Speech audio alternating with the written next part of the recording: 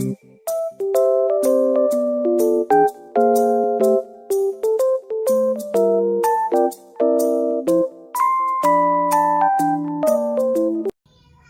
nama saya Indah Dwi Kurniawati dari Fasa Etika, ingin mewawancarai Mas Rawib tentang kenakalan remaja di Dusun Banjengan.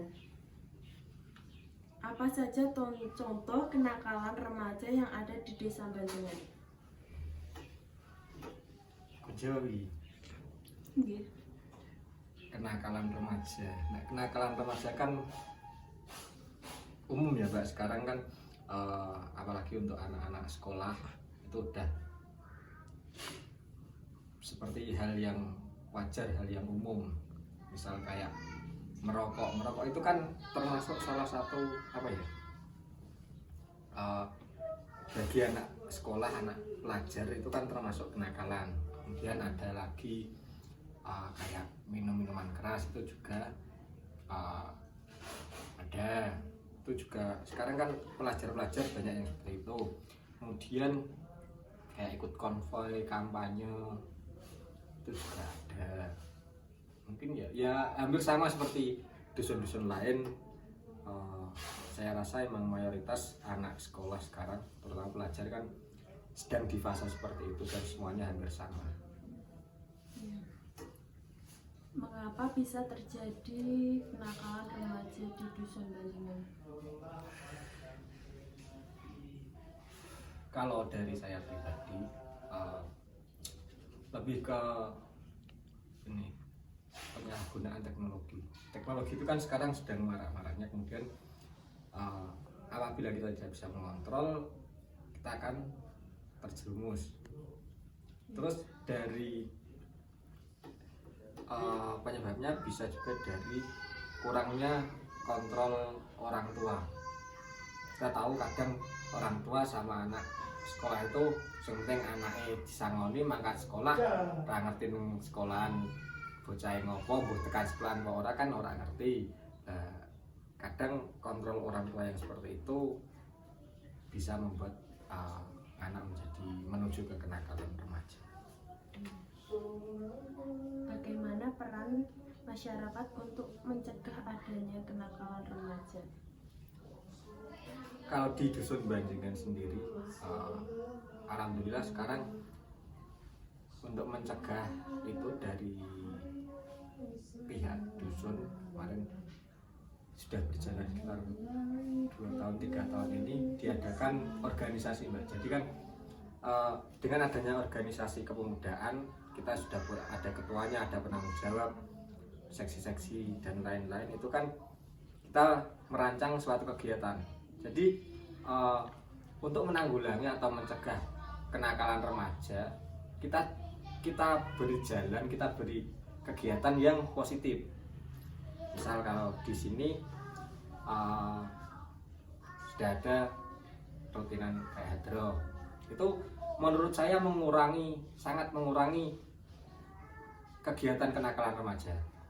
Kemudian ada lagi kayak kerja bakti, karena di sini alhamdulillah untuk pemuda-pemudi itu sedang kompak-kompaknya dan dikon ngopo wae gelem, dari misal dari para warga pengen anak-anak buat dijak res RC dijak niku gelem do mangkat semangat. Nah itu kan di satu sisi ya emang kita tanggung jawab di desa sebagai pemuda harus menjadi garda terdepan. Di satu sisi juga memanfaatkan waktu. Kadang kan anak pelajar, terutama pelajar, menuju ke kenakalan remaja itu karena belum bisa memanfaatkan waktunya. Bisa jadi seperti itu.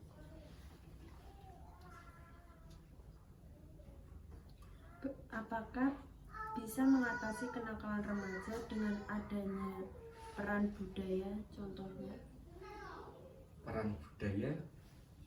Contohnya kayak budaya tuh bisa tuh yang budaya kita kan ngaruh budaya bisa mengurangi. Waduh, itu kegiatan tuh ya itu Mbak, kayak tadi misal justru maju uri-uri kayak hadroh itu kan termasuk salah satu budaya Islam ya. Ya. Nah, terus kemudian ada kegiatan kalau di sini ada yasinan tiap malam Jumat. Nah itu kan satu sisi ingin merangkul anak-anak pemuda pelajar di sini agar menjadi kompak dan bersatu. Di satu sisi juga untuk menanggulangi kegiatan-kegiatan yang menyimpang seperti kenakalan remaja itu. Bagaimana dampak yang terjadi akibat kenakalan remaja? Kalau di Ayo kayak bukan yo. dusun Banjengan, alhamdulillah sih ya mungkin dampaknya lebih ke pribadi Mbak. Yang di masyarakat alhamdulillah nggak terlalu berdampak atau bahkan nggak ada dampaknya.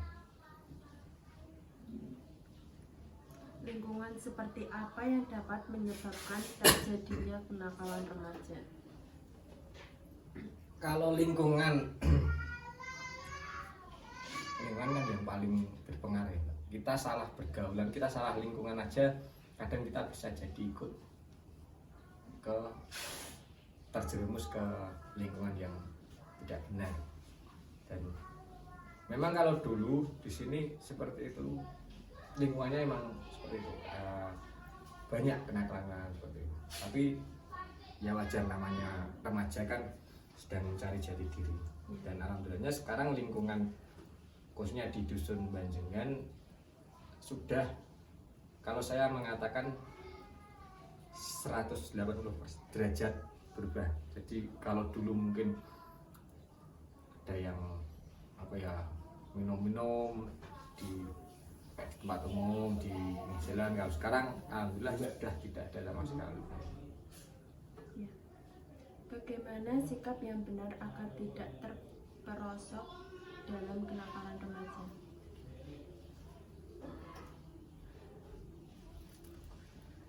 Sikap yang benar,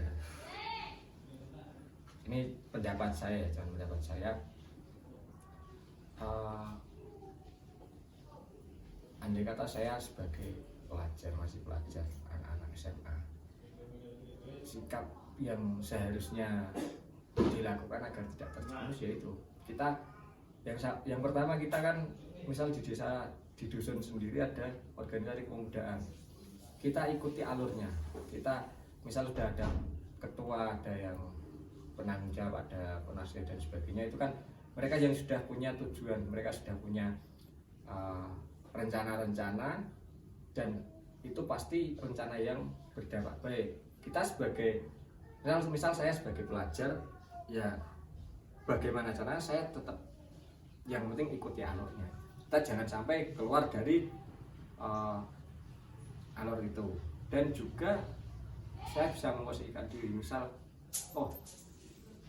ini di sini lingkungannya seperti ini, teman-temannya pada minum-minum, kemudian kalau saya ke sini saya bisa terjerumus seperti sampai ke situ. Nah, bagaimana caranya agar kita itu memproteksi diri sendiri, kita membatasi pergaulan, ya bukan membatasi tapi bukan membatasi pergaulan, tapi membatasi diri sendiri. Kalau pergaulan saya rasa bebas, agar kita, yang penting kita bisa membatasi diri kita sendiri. Ya.